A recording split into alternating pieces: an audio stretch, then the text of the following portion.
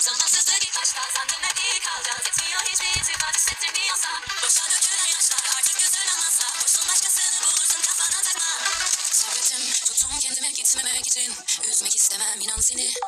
Ama kaybettim ısrarla saklasan da gerçeği. Her temasında mesafeli. Her şey güzel de geçmiyor geçmişin izleri. Uykumdan eder soğukluğun yanım kabullenir. Bakarsam gözlerime dikkat düşmeyenleri de söyle severler mi benim gibi. Zamansızdır ilk baştan sandım hep biri kalacağız. Etmiyor hiçbir itibar hissettirmiyorsan. Boşa dökülen yaşlar artık gözün almazsa. Boşsun başkasını bulursun kafana takma. Yanında kayboldum aklım çok karışık. Bulurum yolumu alıştım. Sabrımı çoktandır aşmıştım hala. Konuşmak bitsin başımdan. Artık bir seni yakandan. Gönlüm atsa da aşkın aşk kalbim ağlatır bir yandan. Her şey güzel de